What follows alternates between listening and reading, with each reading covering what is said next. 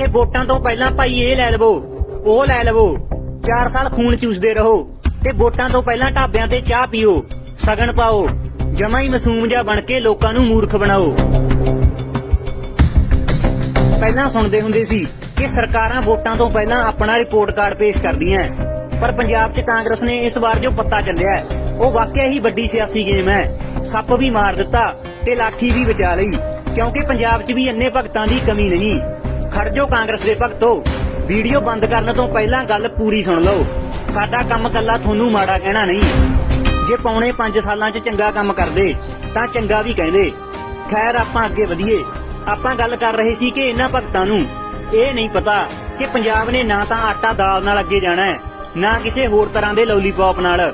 ਕਿਸੇ ਵੀ ਦੇਸ਼ 'ਚ ਜ਼ਿਆਦਾਤਰ ਸੰਖਿਆ ਮਿਡਲ ਕਲਾਸ ਤੇ ਅਨੁਸੂਚਿਤ ਜਾਤੀ ਦੇ ਲੋਕਾਂ ਦੀ ਹੁੰਦੀ ਹੈ ਤੇ ਉਹਨਾਂ ਨੂੰ ਕਿੰਨਾ ਹੀ ਆਟਾ ਦਾਲ ਜਾਂ ਕੁਝ ਹੋਰ ਫ੍ਰੀ ਵੰਡ ਦਿਓ, ਜੇਕਰ ਉਹ ਚੰਗਾ ਪੜ੍ਹ ਲਿਖ ਨਾ ਸਕੇ ਤੇ ਚੰਗੀ ਸਿਹਤ ਨਾ ਹੋਈ ਤਾਂ ਉਹ ਹਮੇਸ਼ਾ ਹੀ ਹੱਥ ਅੱਡਦੇ ਰਹਿਣਗੇ, ਕਦੇ ਵੀ ਪੈਰਾਂ ਸਿਰ ਨਹੀਂ ਹੋਣਗੇ। ਜਦੋਂ ਕਿ ਦੂਜੇ ਪਾਸੇ ਅਮੀਰਾਂ ਦੇ ਜਵਾਕਾਂ ਨੇ ਮਹਿੰਗੀ ਸਿਹਤ ਸਿੱਖਿਆ ਲੈ ਕੇ ਮਿਡਲ ਕਲਾਸ ਤੇ ਪਛੜੇ ਵਰਗਾਂ ਤੇ ਰਾਜ ਹੀ ਕਰਦੇ ਰਹਿਣਾ ਹੈ ਤੇ ਆਪਣੇ ਰਾਜਨੀਤਿਕ ਹਿੱਤਾਂ ਲਈ ਮਿਡਲ ਕਲਾਸ ਦੀਆਂ ਅੱਖਾਂ 'ਚ ਘੱਟਾ ਪਾ ਕੇ ਲੋਲੀਪੌਪ ਦਾ ਪ੍ਰਚਾਰ ਹੀ ਕਰਨਾ ਹੈ। ਅਸੀਂ ਇਹ ਨਹੀਂ ਕਹਿੰਦੇ ਕਿ ਫ੍ਰੀ ਸਹੂਲਤਾਂ ਦੇਣੀਆਂ ਮਾੜੀ ਗੱਲ ਹੈ, ਜ਼ਰੂਰ ਦਿਓ। ਲੋਕਾਂ ਦਾ ਪੈਸਾ ਲੋਕਾਂ ਤੇ ਲਾਉਣਾ ਚਾਹੀਦਾ ਹੈ, ਪਰ ਇਸ ਦੇ ਨਾਲ ਹੀ ਸਿਹਤ ਸਿੱਖਿਆ ਦਾ ਪੱਧਰ ਕਿਉਂ ਨਹੀਂ ਉੱਚਾ ਕਰਦੇ? ਇਹਦਾ ਵੀ ਕਾਰਨ ਹੈ ਕਿਉਂਕਿ ਇਹਨਾਂ ਸਰਕਾਰਾਂ ਨੂੰ ਪਤਾ ਹੈ ਵੀ 80% ਵੋਟਰ ਤਾਂ ਮਿਡਲ ਕਲਾਸ ਜਾਂ ਲੋਅਰ ਕਲਾਸ ਨੇ। ਜੇ ਇਹ ਚੰਗਾ ਪੜ੍ਹ ਲਿਖ ਗਏ ਤਾਂ ਕੱਲ ਨੂੰ ਸਵਾਲ ਪੁੱਛਣਗੇ, ਨੌਕਰੀ ਮੰਗਣਗੇ, ਸਾਡੇ ਕੰਮ ਦੀ ਪੜਚੋਲ ਕਰਨਗੇ ਤੇ ਜੇ ਇਹ ਅਨਪੜ੍ਹ ਰਹਿ ਗਏ ਤਾਂ ਇਹਨਾਂ ਨੂੰ ਲੋਲੀਪੌਪਾਂ ਨਾਲ ਹੀ ਮੰਗਰ ਲਾ ਲਾਂਗੇ। ਇਸੇ ਲਈ ਤਾਂ ਪੰਜਾਬ ਦੇ ਸਰਕਾਰੀ ਸਕੂਲ ਕਦੇ ਟੌਪ 10 ਛੱਡੋ ਕਦੇ ਟੌਪ 100 'ਚ ਵੀ ਸ਼ਾਮਿਲ ਨਹੀਂ ਹੋਏ। ਬਸ ਜਿਵੇਂ ਦਿਖਾਵੇ ਲਈ ਚਰਨਜੀਤ ਚੰਨੀ ਨੂੰ ਕੁਰਸੀ ਤੇ ਬਿਠਾਇਆ ਗਿਆ, ਉਵੇਂ ਹੀ ਕਾਂਗਰਸ ਨੇ ਸਕੂਲਾਂ ਨੂੰ ਕੱਲਾ ਰੰਗ ਕਰਵਾ ਕੇ ਹੀ ਸਮਾਰਟ ਕਰ ਦਿੱਤਾ। ਉਂਝ ਕਮਰਿਆਂ 'ਚ ਬੱਚਿਆਂ ਦੇ ਬੈਠਣ ਲਈ ਬੈਂਚ ਤੱਕ ਮੌਜੂਦ ਨਹੀਂ ਤੇ ਸਕੂਲਾਂ ਦੀ ਹਾਲਤ ਅੰਦਰੋਂ ਵੀ ਖਸਤਾ ਹੀ ਹੈ। ਇੰਨਾ ਹੀ ਨਹੀਂ, ਨਾ ਤਾਂ ਇਹਨਾਂ ਸਕੂਲਾਂ 'ਚ ਲੋੜੀਂਦਾ ਸਟਾਫ ਮੌਜੂਦ ਹੈ, ਨਾ ਹੀ ਚੰਗੇ ਲੈਵਲ ਦੀ ਸਿੱਖਿਆ ਦੇਣ ਲਈ ਕੋਈ ਚੰਗੀ ਸਿੱਖਿਅਕ ਨੀਤੀ ਪੰਜਾਬ ਬੋਰਡ ਕੋਲ ਹੈ। ਸਗੋਂ ਸਕੂਲਾਂ 'ਚ ਤਾਂ ਪਸ਼ੂ ਬੈਠੇ ਹੋਏ ਨੇ। ਦੂਜੇ ਪਾਸੇ ਸਮਾਰਟ ਸਕੂਲ ਕਿਸ ਨੂੰ ਕਹਿੰਦੇ ਨੇ, ਆਓ ਆਮ ਆਦਮੀ ਪਾਰਟੀ ਵੱਲੋਂ ਜਾਰੀ ਬਿਆਨ 'ਚ ਦੱਸਦੇ ਹਾਂ।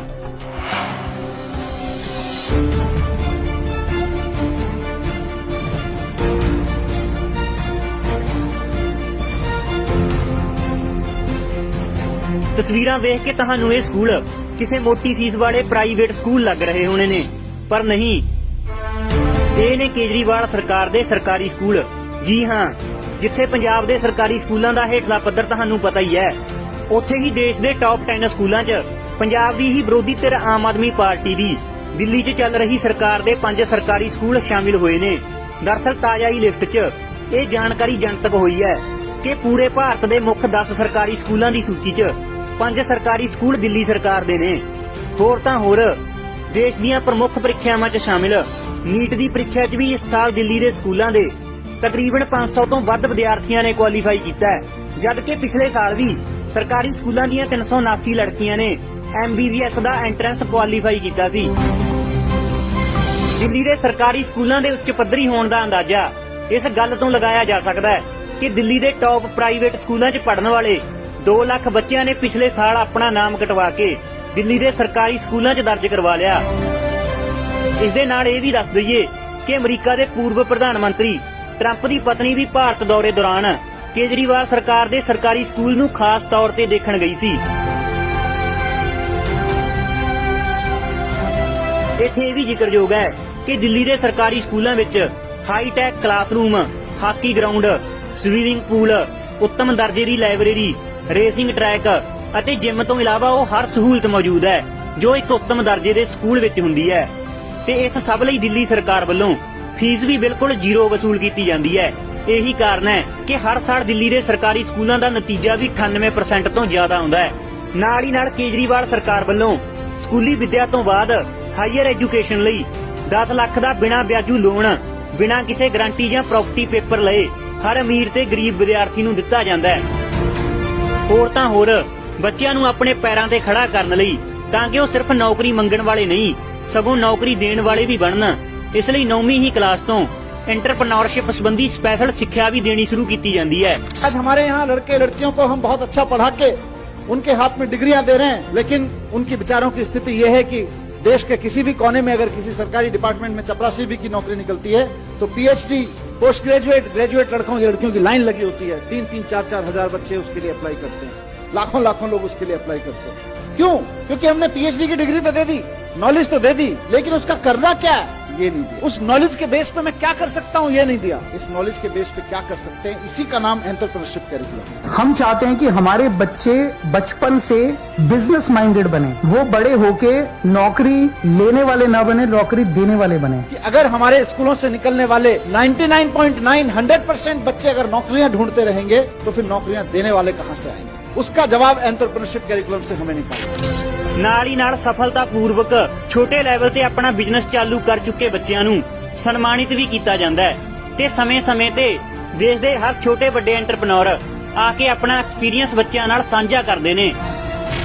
तो ये थ्योरी में पढ़ाने वाली बात नहीं है, and that is the reason that we are asking all the big dignitaries who have made a name for themselves, small businessman भी, मिडिल बिजनेसमैन भी, बड़े बिजनेसमैन भी, सबको बुलाते हैं और उनकी कहानियां जब बच्चे सुनते हैं तो वो प्रेरित होते हैं।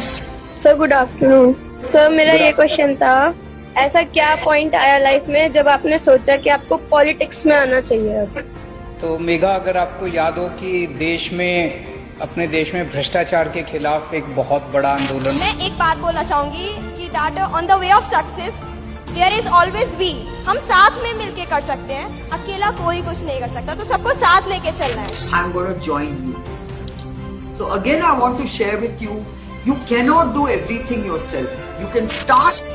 ਇਸ ਦੇ ਨਾਲ ਹੀ ਦੇਸ਼ ਦਾ ਮੈਂਟਰ ਮੁਹਿੰਮ ਤਹਿਤ ਦਿੱਲੀ ਦੇ ਹਰ ਗਰੀਬ ਅਮੀਰ ਬੱਚੇ ਨੂੰ ਮੁਫਤ ਕੈਰੀਅਰ ਗਾਈਡੈਂਸ ਦੇਣ ਦਾ ਪ੍ਰਬੰਧ ਵੀ ਦਿੱਲੀ ਸਰਕਾਰ ਵੱਲੋਂ ਕੀਤਾ ਗਿਆ ਹੈ, ਕਿਉਂਕਿ ਜ਼ਿਆਦਾਤਰ ਮਾਪਿਆਂ ਜਾਂ ਬੱਚਿਆਂ ਨੂੰ ਇਹ ਪਤਾ ਹੀ ਨਹੀਂ ਹੁੰਦਾ ਕਿ ਬੱਚੇ ਦੀ ਯੋਗਤਾ ਅਨੁਸਾਰ ਉਸ ਲਈ ਕਿਹੜਾ ਖੇਤਰ ਭਵਿੱਖ 'ਚ ਲਾਹੇਵੰਦ ਰਹੇਗਾ।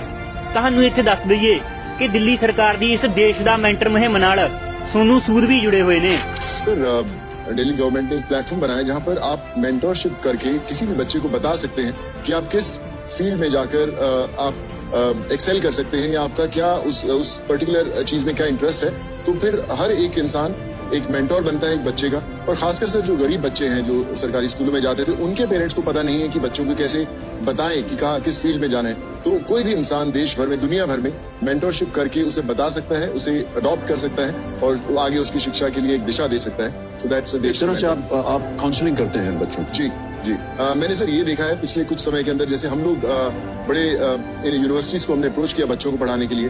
9 out of 10 universities all they came forward कि हमारे पास ये 350 कोर्सेज हैं।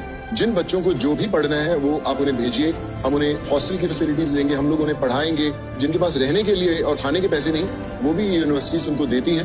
पिछले साल से 2200 बच्चे हमने पढ़ाए थे। उन बच्चों, उन यूनिवर्सिटीज के अंदर, सब यूनिवर्सिटीज के अंदर जितने लोग एक्सेल किए वो बच्चे थे जो शायद पढ़ाई छोड़ चुके होते, लेकिन आज वो टॉपर्स हैं उन यूनिवर्सिटीज के। तो आई थिंक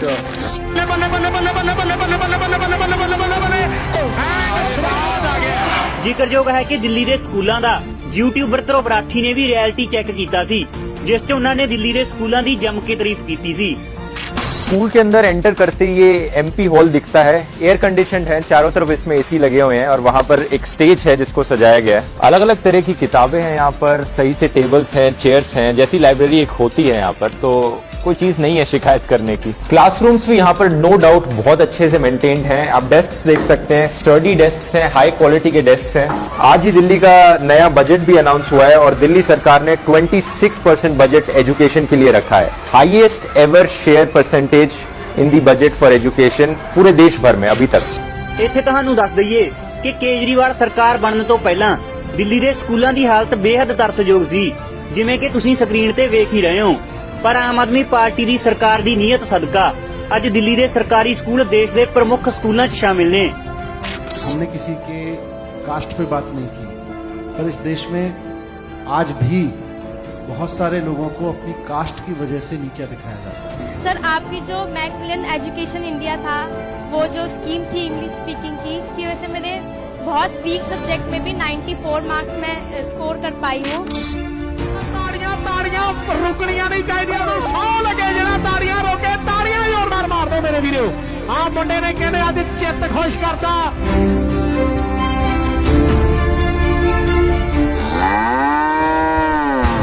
ਕਿਉਂ ਗਵਾਚ ਗਏ ਸੀ? ਆਜੋ ਬਾਹਰ ਆਜੋ ਆਪਣੇ ਵਾਲੇ ਪਾਸੇ। ਵੈਸੇ ਇਹ ਹੁੰਦਾ ਪੜ੍ਹੇ ਲਿਖੇ ਬੰਦੇ ਦੀ ਸੋਚ ਦਾ ਨਤੀਜਾ। ਕੱਲੇ ਰੰਗ ਕਰਵਾਉਣ ਜਾਂ ਫੁੱਲ ਬੂਟੀਆਂ ਵਾਉਣ ਨਾਲ ਸਕੂਲ ਸਮਾਰਟ ਨਹੀਂ ਬਣਦੇ। ਪਹਿਲਾਂ ਸਿੱਖਿਅਕ ਨੀਤੀ 'ਚ ਬਦਲਾਅ ਕਰਕੇ ਚੰਗੇ ਲੈਵਲ ਦਾ ਪ੍ਰਬੰਧ ਕਰੋ, ਸਟਾਫ ਪੂਰਾ ਕਰੋ। ਪਰ ਸਟਾਫ ਕੀ ਸਵਾਹ ਪੂਰਾ ਕਰਨਾ ਇਹਨਾਂ ਨੇ, ਜਿਹੜੇ ਵਿਚਾਰੇ ਦਿਨ ਰਾਤ ਮਿਹਨਤ ਕਰਕੇ ਪੜ੍ਹੇ ਲਿਖੇ ਅਧਿਆਪਕ ਯੋਗਤਾ ਪਾਸ ਵਿਦਿਆਰਥੀ ਨੇ। ਇਹਨਾਂ ਨੇ ਤਾਂ ਉਹਨਾਂ ਨੂੰ ਵੀ ਸੜਕਾਂ ਤੇ ਬਿਠਾ ਰੱਖਿਆ। ਜੇ ਇੰਨੀ ਹੀ ਚੰਗੀ ਨੀਅਤ ਹੈ ਤਾਂ ਕਿਉਂ ਨਹੀਂ ਪਿਛਲੇ ਪੌਣੇ 5 ਸਾਲਾਂ ਦੌਰਾਨ ਉਹਨਾਂ ਦੇ ਪੱਖ 'ਚ ਕਾਂਗਰਸ ਦੀ ਕੈਬਨਿਟ 'ਚੋਂ ਇੱਕ ਵੀ ਮੰਤਰੀ ਬੋਲਿਆ? ਕਿਉਂ ਨਹੀਂ ਉਹਨਾਂ ਨੂੰ ਭਰਤੀ ਕਰਕੇ ਸੂਬੇ ਦੇ ਸਰਕਾਰੀ ਸਕੂਲਾਂ 'ਚ ਭੇਜਿਆ ਜਾਂਦਾ, ਜਦੋਂ ਕਿ ਉਹ ਸਾਰੇ ਲੋੜੀਂਦਾ ਪੇਪਰ ਵੀ ਪਾਸ ਕਰ ਚੁੱਕੇ ਨੇ? ਪਰ ਛੱਡੋ ਯਾਰ, ਸਵਾਲ ਤਾਂ ਹੋਰ ਵੀ ਬਹੁਤ ਨੇ, ਪਰ ਕੀ ਦੱਸੀਏ, ਭਗਤਾਂ ਦੇ ਕੁਝ ਪੱਲੇ ਹੀ ਨਹੀਂ ਪੈਂਦਾ। ਜੇ ਪੱਲੇ ਪੈਂਦਾ ਹੁੰਦਾ ਤਾਂ ਸਿਰਫ ਇਹ ਸੜਕਾਂ ਤੇ ਰੁਲਦੇ ਅਧਿਆਪਕ ਸਵਾਲ ਨਾ ਪੁੱਛ ਰਹੇ ਹੁੰਦੇ, ਸਗੋਂ ਸਾਰਾ ਪੰਜਾਬ ਵੀ ਪੁੱਛ ਰਿਹਾ ਹੁੰਦਾ। ਖੈਰ ਚੰਗਾ, ਖਾਓ ਭਾਈ ਤੁਸੀਂ ਸਰਕਾਰ ਦੇ ਲੋਲੀਪੌਪ, ਕਿਉਂਕਿ ਸੱਚ ਸੁਣ ਕੇ ਤੁਹਾਡੇ ਮਿਰਚਾਂ ਲੱਗਣੀਆਂ। ਤਾਂ ਇਹ ਲੋਲੀਪੌਪ ਗਿਣਾ ਕੇ ਹੀ ਤੁਸੀਂ ਮਨ ਸਮਝਾਓਗੇ, ਕਿਉਂਕਿ ਜੇ ਸਮਝਦਾਰ ਹੁੰਦੇ ਤਾਂ ਬਾਦਲਾਂ ਵਾਂਗਰ ਨਾ ਤੁਰੇ ਫਿਰਦੇ, ਜਿਹੜੇ ਗੁਰੂ ਘਰਾਂ ਦੀਆਂ ਗੋਲਕਾਂ ਵੀ ਖਾ ਗਏ ਤੇ ਨਾਲ ਹੀ ਨਾਲ ਆ ਕਾਂਗਰਸੀਆਂ ਤੋਂ ਪੌਣੇ 5 ਸਾਲ ਦਾ ਹਿਸਾਬ ਵੀ ਮੰਗਦੇ।